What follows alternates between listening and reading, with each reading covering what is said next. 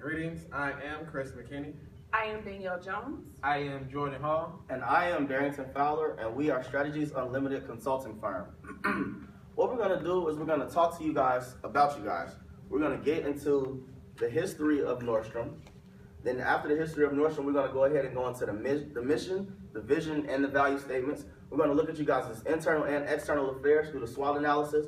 We're going to go then into the strategic issue. Then we kind of came up with a strategy that we can help you guys fix the issue that we think is the problem. Then we're going to show you how to implement that strategy, and then later show you the projected results of the strategy. From generation to generation. In 1901, Carl Wallen and John W. Nordstrom opened his first shoe department store and named it Nordstrom.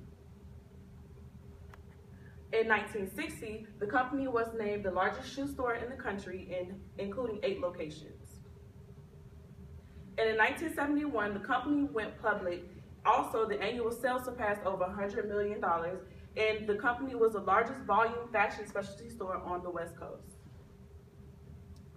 In 1973, Nordstrom opened its first segment known as Nordstrom Rack, and in 2011, the company acquired its online segment known as Hotbook. Currently, the company has 304 locations in 38 states, all in North America, including two locations in Canada.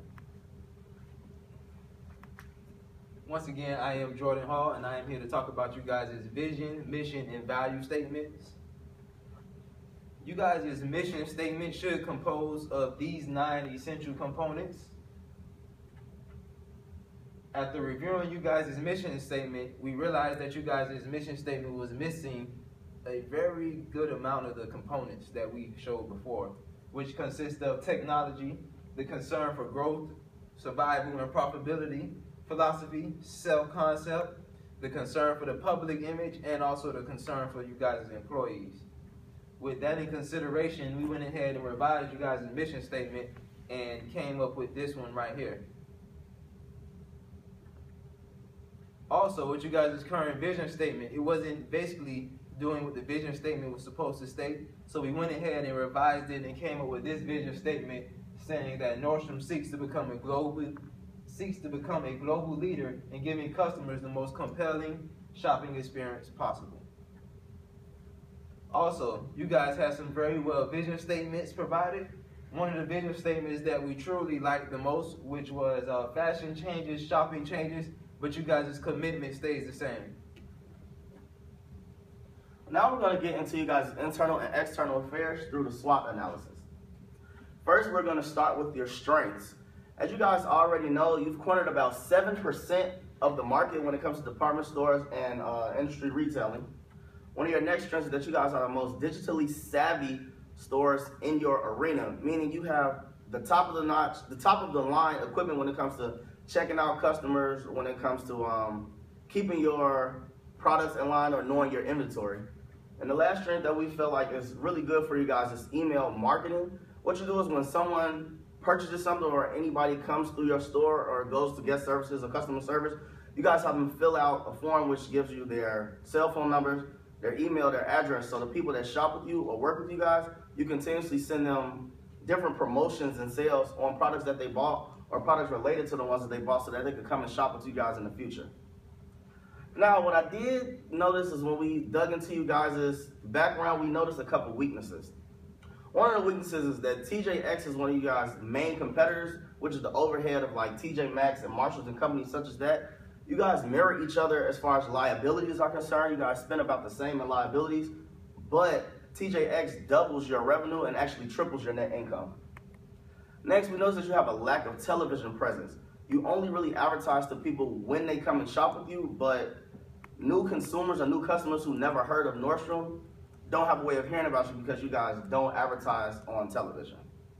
And the last weakness that we saw is a problem that you guys do not advertise to Generation Y, which is ages 25 and all the way down. And that's weird because Generation Y is about 20% of you guys' revenue. Now, what we did see, even though we looked at the weaknesses, we saw a couple of opportunities.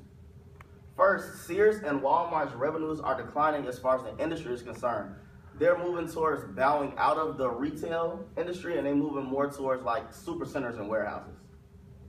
The per capita disposable income is set to rise by about 3.1% by 2015, meaning people have more income that they can spend on luxuries or just anything that they would like to have aside from their regular bills and expenses. The last opportunity that we saw is that there's an increase of internet advertising by about 10.1%. And because you guys do email your recurring customers, you could somehow put that in the scope to where people who have Gmail or Yahoo or AOL, any of those emails, the sidebars, you can advertise through the sidebars or through the headers. What we're gonna do now is get into about 2 or 3 of you guys' threats. First threat that we noticed is that Macy's already has 17.3% of the market, and they're looking to increase to about 20% by 2020. The revenues are decreasing because of online competition. You guys are set to build at least 100 Nordstrom Rack stores every year, and you guys already have a lot of Nordstroms and a lot of Nordstrom Racks, but a lot of other companies are moving towards online sales so they don't have to deal with the expenses of brick and mortar businesses. And lastly, there's an increasing synthetic fiber cost. And because you guys mainly sell clothes, if the price of fiber goes up, then the price for you guys to get the clothes goes up. And if the cost for you guys material goes up, then the cost is gonna go up for your consumers as well. Now, what we're gonna do with all of those, we kind of combined them and got to what the strategic issue is. You guys are doing well as far as your market share and the revenues that you are getting, but it can be increased because you have 20% of the market, which is 20% of your market is Generation Y, but you don't market to them at all. So what we're gonna do is try to get into a way how you could get more revenues from Generation Y.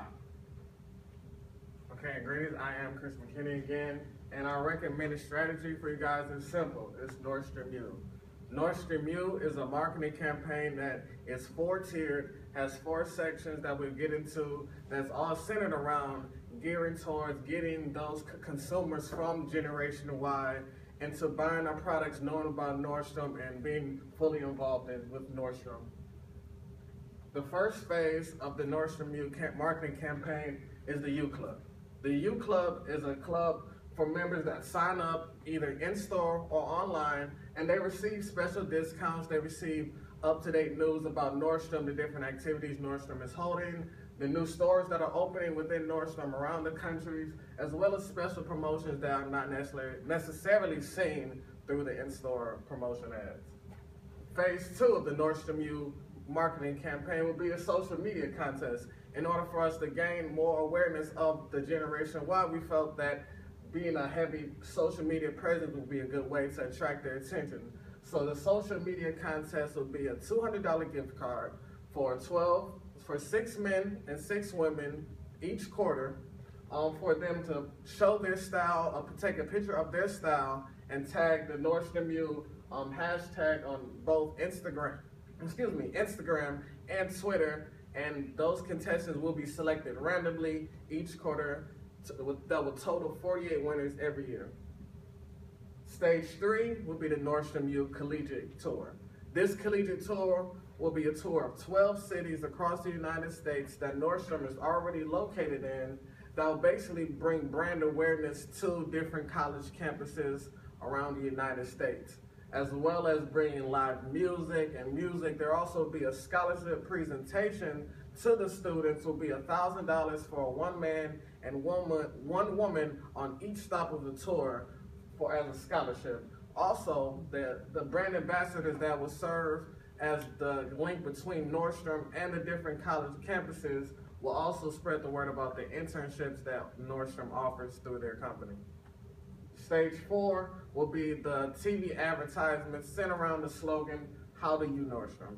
These commercials will be both on YouTube, Facebook, as well as BET, MTV, VH1, and AMC, all centered around those networks that try to get the attention of Generation Y. We felt that as those will be key vehicles in order to get these. So with all that said, there's the cost.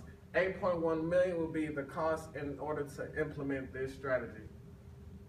And implementing this strategy, we first have to create the database for the U Club and the maintenance of the database, as well as the team for that.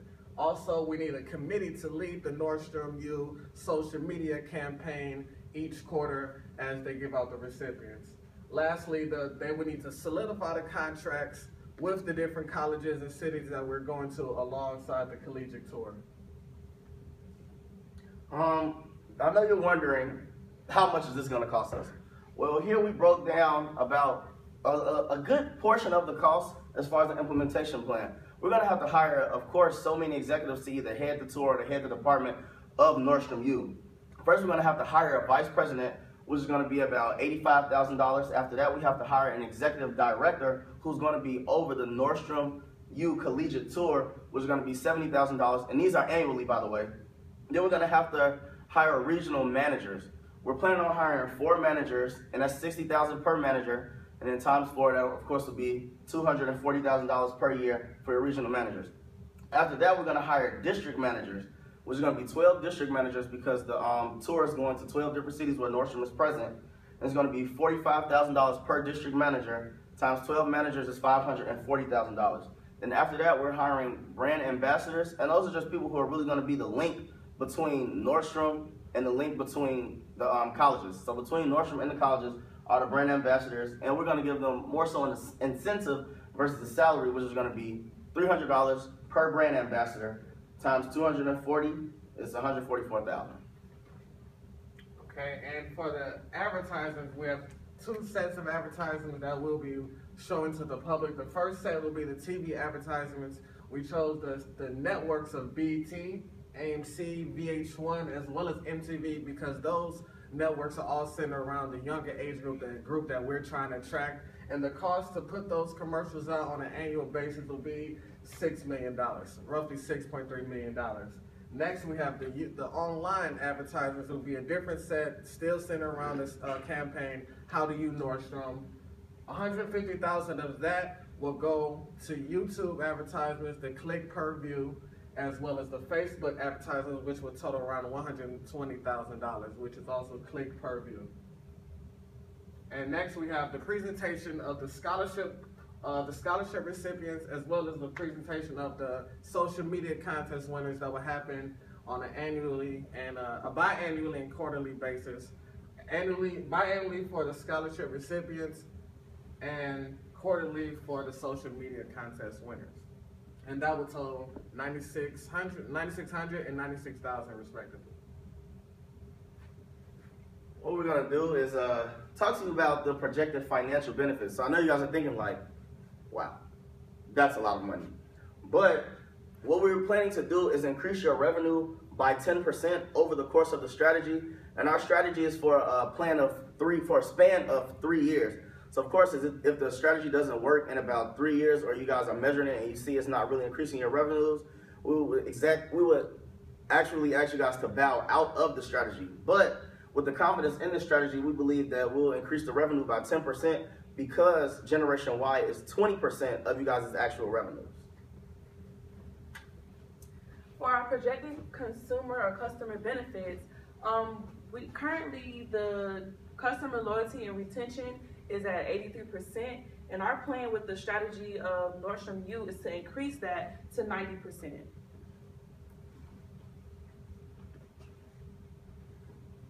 And for the internal business process benefits, we seek to increase the application design by 15%, and that will be geared towards the database, making sure the database is always maintained and constantly updated, as well as reduce the delays to complete a full city collegiate tour, because we know sometimes things don't work out between different schools, so we want to make sure that that's reduced to at least 50% in terms of solidifying those contracts for each of the schools that have a successful collegiate tour. All right, after taking a look at you guys' financial ratios, financial ratios were pretty average within the industry. Your current ratio was at a 54%, along with your quick ratio at 1.25. Then you had your debt to total assets ratio at 0.74, and then you have your inventory turnover at 1.61. And now for learning and growth, we want to ensure that The sales associate at Nordstrom are leased from Generation Y. At least 20% are from Generation Y. And we also want to make sure that the brand ambassadors that we have in each of the cities for the collegiate tour are fully trained before they go out and meet these students and greet these students and fully expressing what Nordstrom is about. Once again, we are Strategies Unlimited Consulting Firm.